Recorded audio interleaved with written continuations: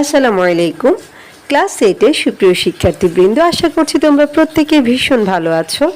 Learning with a প্রিয়ার আজকের আয়োজনে তোমাদের সবাইকে স্বাগত জানাচ্ছি। আমরা আজকে আলোচনা করছি তোমাদের ইউনিট 6 এর লেসন 8 এর পার্ট এ থেকে, এবং আমাদের পেজ নাম্বার হচ্ছে 75। এর আগের ভিডিওতে আমি এই ইউনিটের লেসন 7 পর্যন্ত বিস্তারিত আলোচনা করেছি। সেই আলোচনাগুলো যদি তোমাদের কারো দেখার প্রয়োজন বলে মনে হয় তাহলে আমার প্লেলিস্টে গিয়ে দেখে নিতে পারো, এবং প্লেলিস্টের লিঙ্কটা তোমাদের সুবিধার্থে আমি কমেন্ট বক্সে দিয়ে রেখেছি। তো চলো আজকের আলোচনা শুরু করি। আমাদের এই লেসনটার নাম হচ্ছে দ্য ডেস্টিনেশন। ডেস্টিনেশনের বাংলা অর্থ হচ্ছে গন্তব্যস্থল, এবং শুরুতে আমরা কিছু ওয়ার্ডস দেখতে পাচ্ছি, সেগুলোর অর্থ জেনে নিব। প্রথম ওয়ার্ডটা হচ্ছে ফ্যাসিনেট। ফ্যাসিনেট মানে হচ্ছে যে কোনো একটা জিনিসের প্রতি তোমার প্রবল বা তীব্র যে আকর্ষণ, সেটা হচ্ছে ফ্যাসিনেট। বা কোনো একটা জিনিস দেখে যখন তুমি খুব মুগ্ধ হও, হ্যাঁ, এই মুগ্ধতার নামই হচ্ছে ফ্যাসিনেট। হ্যাঁ, তারপর রয়েছে ডেস্টিনেশন। ডেস্টিনেশন মানে হচ্ছে গন্তব্যস্থল, অর্থাৎ তুমি কোথায় যাবে, তোমার গোলটা কি সেটা। তারপর হচ্ছে ফ্লোটিং মার্কেট। মার্কেটের বাংলা আমরা সবাই জানি যে বাজার, আর ফ্লোটিং মানে হচ্ছে ভাসমান। সো ফ্লোটিং মার্কেট মানে হচ্ছে ভাসমান বাজার। এবং আমাদের এখানে পার্ট এতে বলছে read the text below. Below মানে হচ্ছে নিচের, অর্থাৎ নিচের যে টেক্সটটা এটা পড়ো, অ্যান্ড কমপ্লিট ইট, এবং এটা পূর্ণ করো with the right form of verb from the box. Box থেকে নেওয়া যে ভার্বগুলো রয়েছে বা ক্রিয়াগুলো রয়েছে সেগুলো সঠিক রূপ দিয়ে। অর্থাৎ এই যে আমরা নিচে একটা টেক্সট দেখতে পাচ্ছি, এবং এখানে বক্সে কিছু ওয়ার্ড দেখতে পাচ্ছি যেগুলো হচ্ছে ভার্ব। এই ভার্বগুলো দিয়ে আমরা হচ্ছে নিচের এই শূন্যস্থানটা ফিল আপ করবো। You can use one verb, অর্থাৎ তুমি একটা ভার্ব ব্যবহার করতে পারো মোর দেন ওয়ান্স, একবারের বেশি। ইফ নেসেসারি, যদি প্রয়োজন হয়। অর্থাৎ যদি প্রয়োজন হয় তাহলে তুমি কি করো, এই ভার্বগুলো থেকে এগুলাকে একাধিকবার ব্যবহার করতে পারো। তো চলো আমরা একটু চেষ্টা করি কিভাবে করা যায় জিনিসটা। এখানে প্রথম যে শব্দ সেটা হচ্ছে বি। হ্যাঁ, বি একটা ভার্ব, এটার বাংলা অর্থ হয়। তো বি দিয়ে আমরা বি ভার্বগুলোকে বুঝি, যেমন হচ্ছে অ্যামিজার, ওয়াজ ওয়্যার, হ্যাঁ, এই টাইপের। তো এরপর রয়েছে ওয়েট। ওয়েট মানে হচ্ছে অপেক্ষা করা। তারপর রয়েছে গিভ। গিভ মানে হচ্ছে দেওয়া। তারপর রয়েছে এক্সাইটেড। এক্সাইটেডের বাংলা আমরা উত্তেজিত বলি, মানে খুব উৎফুল্ল হওয়াও বলতে পারি। এরপর রয়েছে নোড। নোড মানে হচ্ছে মাথা নাড়ানো। এরপর রয়েছে গো। গো মানে যাওয়া। তারপর রয়েছে হোল্ড। হোল্ড মানে হচ্ছে ধরা। তারপর রয়েছে টেক। টেক মানে নেওয়া। এরপর রাইড। রাইড মানে হচ্ছে কোনো কিছু চালানো বা কোনো কিছুতে চড়া। এরপর রয়েছে স্ট্যান্ড। স্ট্যান্ড মানে হচ্ছে দাঁড়ানো। তো বাইরে প্রচণ্ড বৃষ্টি হচ্ছে, তোমরা নিশ্চয়ই ভিডিওতে বৃষ্টির শব্দ শুনতে পাচ্ছ। এবং আমার হচ্ছে সত্যিকার অর্থে দাঁড়িয়ে তোমাদের জন্য ভিডিও করার মতো অবস্থা নেই, প্রচণ্ড ঘুম পাচ্ছে, কিন্তু তারপরও মনে হচ্ছে যেহেতু তোমাদের এক্সাম, সো তোমাদের জন্য এই টপিকগুলো আমার কন্টিনিউ করা উচিত। তো আমার এই যে টপিকগুলো তোমাদের যদি ভালো লেগে থাকে, বা আমার এই কষ্টগুলো যদি তোমাদের ভালো লেগে থাকে, তাহলে তোমরা আমার চ্যানেলটাকে সাবস্ক্রাইব করবা, এবং তোমাদের মতামত অবশ্যই কমেন্টে জানাবা, এবং এটাই হচ্ছে আমার এই কষ্টের সার্থকতা। ঠিক আছে? তো আমি তোমাদের কমেন্টের অপেক্ষায় রইলাম, আর সে অপেক্ষা করতে করতে আমরা আমাদের আজকের যে টাস্ক সেটা পুরোপুরি কমপ্লিট করে ফেলবো। কেমন?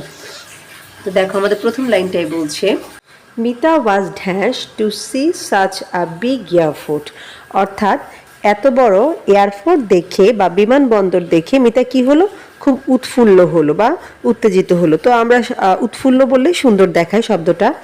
তাহলে দেখো, উৎফুল্লের ইংলিশ হচ্ছে এক্সাইটেড, তাই আমরা এখানে বসাবো হচ্ছে এক্সাইটেড। হ্যাঁ, তাহলে Mita was so excited to see such a big airport, অর্থাৎ মিতা এত বড় বিমানবন্দর দেখে খুব উৎফুল্ল হলো।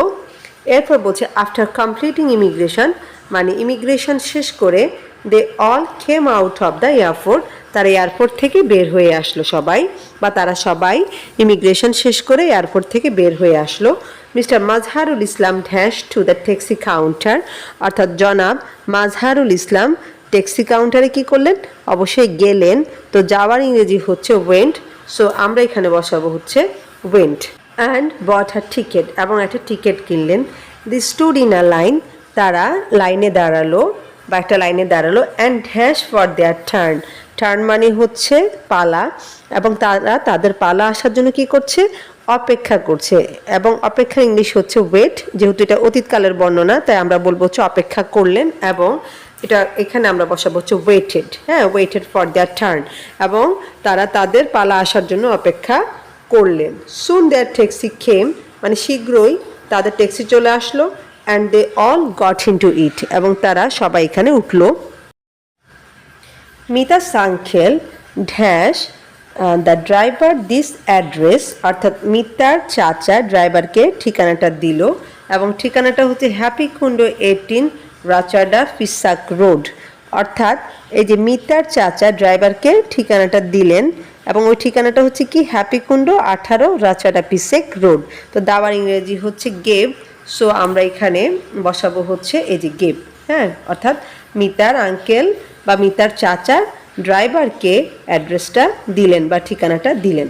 এরপর বলছে দেখো দ্য ড্রাইভার ড্যাশ, অর্থাৎ এই যে ড্রাইভার সে কি করলো, সে হয়তো বুঝতে পারলো, এবং বুঝলে আমরা সাধারণত কি করি, মাথা নাড়ে, এবং মাথা নাড়ানোর ইংলিশ হচ্ছে নোড, এবং এটা যেহেতু ফার্স্ট টেন্সে আছে সুতরাং আমি লিখলাম হচ্ছে নোডেড।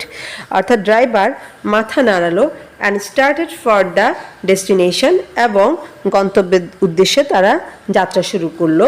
অর্থাৎ ড্রাইভার মাথা নাড়ালো এবং গন্তব্যের উদ্দেশ্যে যাত্রা শুরু করলো। মিতা ড্যাশ ভেরি এক্সাইটেড, অর্থাৎ মিতা কি ছিল, মিতা খুবই উৎফুল্ল ছিল। সো এখানে আমরা বসাবো হচ্ছে ওয়াজ, Mita was very excited.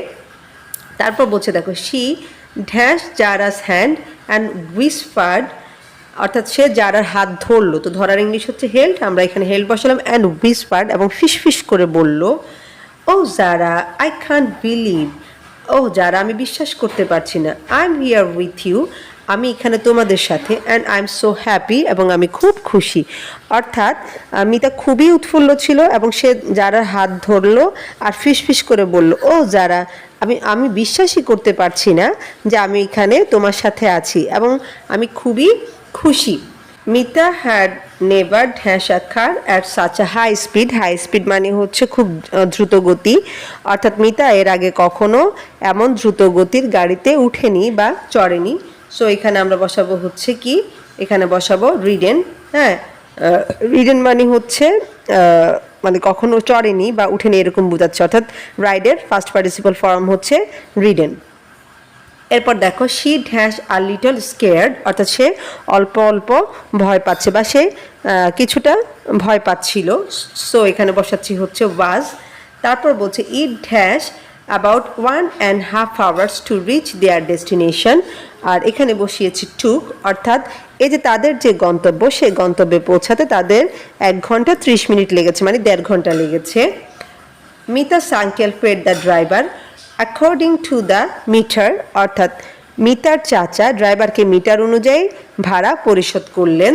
The driver dash out their luggage thanked mister Islam and drop away, তো এখানে লিখেছি হচ্ছে টুক, হ্যাঁ, অর্থাৎ এই যে ড্রাইভার তিনি কি করলেন, তিনি হচ্ছেন মালপত্র বের করলেন এবং জনাব ইসলামকে ধন্যবাদ দিলেন এবং চলে গেলেন। ওকে, তো এই যে আমাদেরকে বলেছিল কি আমরা চাইলে আমাদের যে কোনো শব্দ বা যে কোনো ভার্বকে আমরা একাধিকবার ব্যবহার করতে পারি। সো আমরা তাই করলাম, যেমন হচ্ছে এই যে টুক আমরা এখানে 2 বার ব্যবহার করেছি, ওয়াজ 2 বার ব্যবহার করেছি, এইভাবে আমাদের প্রয়োজন অনুসারে আমরা একাধিকবার ব্যবহার করেছি। আজকের টপিকটা আমি এখানেই শেষ করছি, এবং পরবর্তীতে আমি তোমাদের সাথে পার্ট বি থেকে আলোচনা করব। আর সে পর্যন্ত সবাই ভালো থাকো, সুস্থ থাকো, আর লার্নিং উইথ এ প্রিয়ার সাথেই থাকো। আল্লাহ হাফেজ।